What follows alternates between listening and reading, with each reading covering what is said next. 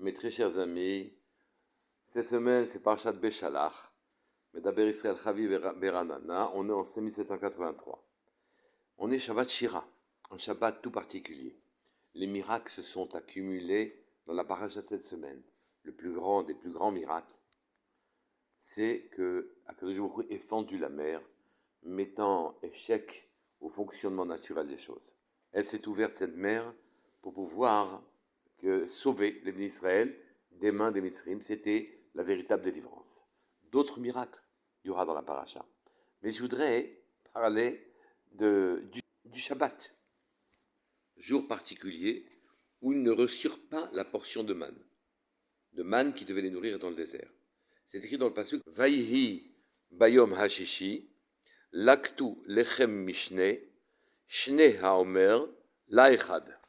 Le 6e jour, ils ramassèrent une double portion de pain de manne. 2 mesures de homer, c'est une mesure par personne. Et on voit que le pasuk poursuit en disant et les princes de la communauté vinrent raconter à Moshe qu'ils avaient reçu une double part. Moshe a répondu, effectivement, c'est ce que Hachem avait dit, demain sera un jour chômé, Shabbat, Kadosh, saint pour Hachem. Moshe ne leur a annoncé qu'il devait respecter Shabbat que Biyom Shishi, la veille.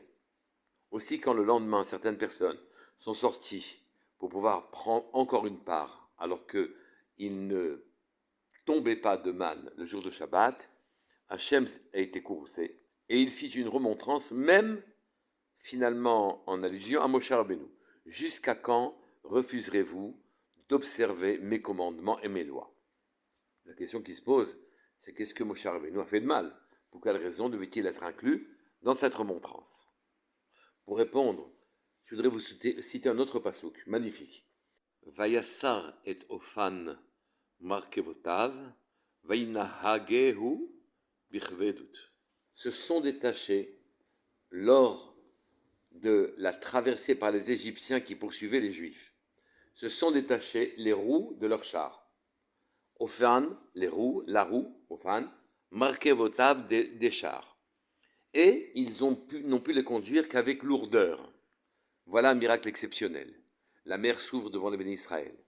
Les Égyptiens les suivent dans la mer pour pouvoir les rattraper et les reprendre en esclavage. Et finalement, la mer se referme sur les Égyptiens. Et donc, ce miracle invraisemblable, que la mer s'ouvre devant tout un peuple, il est passé quand même plusieurs millions de personnes. Et elle s'est refermée très opportunément sur les poursuivants. Est-ce qu'on peut se poser la question, mais devant l'immensité de ce miracle, comment la Torah trouve-t-elle intéressant, qu'est-ce que ça a de kadosh, oui, de parler des roues, des chars, des Égyptiens qui se sont détachés. En vérité, la nuée de jour a rendu boueuse l'endroit où circulaient, roulaient les chariots, et la nuée de nuit a amené une chaleur intense, un feu qui est venu brûler les roues. Qu'est-ce que les roues ont de particulier pour que devant ce miracle-là, on leur laisse une place importante, presque de psukim? Il y a dans les cieux un ange accusateur qu'on appelle le grand Samrmem, Sam plus loin qu'elle. Et cet ange-là est là pour faire remarquer à Akadosh Baruch Hu toutes les perversités que nous avons, les fautes que nous commettons, et lui-même d'ailleurs n'est pas avare de nous séduire pour qu'on faute. La gimatria de ce malach fait exactement 131. La gimatria de Ophan, la roue, fait aussi 131. Quel rapport peut-il y avoir entre la roue des chars de Paro et le plus grand accusateur d'Israël, l'ange accusateur d'Israël? Et notre maître, le Pituchei Chotam, fait remarquer aussi que c'est la même gematria que Kal, facile, avec le Kollel. Comment comprendre tous ces symboles? Le Shem Ishmuel nous explique en vérité, depuis que le monde est monde, nous avons tenté de nous faciliter la vie, en écartant Akadosh Baruch Hu de chez nous. On a désacralisé le sacré, et on a sacralisé ce qui ne l'était pas. On a rendu la matière sacrée à nos yeux. On a dédié notre admiration à ceux qui réussissaient dans les canons définis socialement. La richesse est admirée, le savoir technique est admiré, certaines positions sociales sont admirées. Donc on a socialisé la matière. Elle a défini qui est digne d'être regardé et elle a donné des gradations. On va de la personne la plus admirée sur le plan social à la moins admirée. Le chef de l'État est le plus admiré et on descend par gradation plus bas. Et donc toute notre vie, elle consiste à trouver nos galons et à être regardés par le monde qui nous entoure comme étant des gens dignes d'être copiés.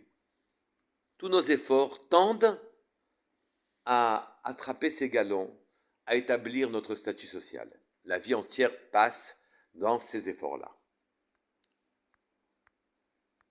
Outre d'avoir une vie facile, elle permet aussi de marier nos enfants et eux-mêmes, de leur donner un statut social correspondant. Donc on a sacralisé la matière en donnant des codes, des coutumes, des grades, des statuts sociaux. Tout a été fait pour nous faciliter la vie. On a aussi développé un savoir pour nous faciliter la vie et nous éviter les rigueurs de l'existence et nous donner le confort que l'on pense mériter. Le respect des coutumes et des routines, le savoir nous mettent en avant d'une population qui nous regarde d'un œil protubérant. C'est ce système-là qui a été détruit lors du grand miracle de Kriyat Yam-Souf, de l'ouverture de la mer. Quand les psukim disent que les roues se sont détachées, ça veut dire que tout ce qui nous permet d'avoir dans l'existence une routine et une facilité, tout ce qui fait que tout roule normalement, les coutumes, les savoirs, les regards admiratifs, le confort, la roue du monde s'est brisée. Et tout tournait doute avec lourdeur. On a perdu cette facilité. La sacralisation de la matière a trouvé sa fin quand la mer s'est ouverte. Hachem a affirmé son pouvoir sur toute chose. Nous ne pouvons plus maîtriser la matière en ayant un savoir qui, par sa constance, nous permettait de nous mettre à l'abri de toute surprise. Les roues des chars se sont détachées et l'Égypte était au sommet des civilisations de l'époque. La matière doit être désacralisée. On peut comprendre maintenant la remontrance qu'a dû subir Moshe quand les bénis d'Israël se sont précipités Shabbat pour aller chercher aussi leur portion de manne.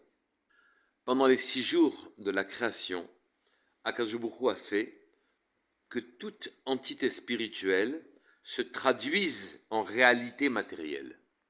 Avant la création, il n'avait qu'Hachem. Sa pensée, uniquement spirituelle, s'est transformée dans ce que nous appelons la réalité matérielle. Aussi, depuis la création du monde, cette réalité matérielle voile, cache la présence d'Hachem. Et c'est dans cette réalité-là que nous avons développé un savoir qui excluait, en quelque sorte, l'influence d'Hachem, dont on se passait de lui, qui pouvait se passer de lui. Le Shabbat est le processus inverse de la création. La création a transformé les entités spirituelles en une réalité matérielle. Le Shabbat, c'est l'inverse. C'est la matière qui va s'élever et être sanctifiée. Le vin, la nourriture, c'est le kiddush, de s'élever dans on est rendu kedosha, le kiddush, oui. Il y a eu 3 repas, on s'habille, on considère que c'est une fête. On ne travaille pas, on ne fait pas de malachot, on ne fait pas de travaux. La matière n'est pas travaillée. On s'applique à élever le monde qu'Hachem a créé en 6 jours. 7 jours avec le Shabbat. Et cette transformation du monde matériel qui va retrouver sa spiritualité, qui était sa propre racine, aura un impact sur la semaine qui suit. En vérité, tous nos maux viennent du fait qu'on n'a pas relié la matière à son entité, à sa racine spirituelle. et toutes nos joies et nos réussites naissent du lien que l'on a remis entre cette réalité et la spiritualité. Moshe Rabbeinu n'aurait pas dû attendre le 6e jour pour dire au Bnei Israël qu'il devait respecter Shabbat. Respecter Shabbat veut dire en vérité faire le travail de transformation de la matérialité en spiritualité. C'est toute notre semaine qui devrait être impactée. Il aurait dû leur dire de respecter Shabbat bien avant qu'ils reçoivent la double portion le vendredi pour le Shabbat. Toute notre semaine est dédiée à faire remonter nos réalités spirituelles à leurs racines nos réalités matérielles, excusez-moi, à leurs racines spirituelles. C'est ce que l'on veut dire dans les chants de Shabbat, Nachalat Bli Metzarim, que l'on héritera à ce moment-là d'un héritage sans aucune limite. Et nous nous approchons déjà du Yom Shekulu Shabbat, ce jour qui sera entièrement Shabbat, où nous serons rattachés à toutes nos véritables racines. Shabbat Shalom Mevorach, Kol Tov.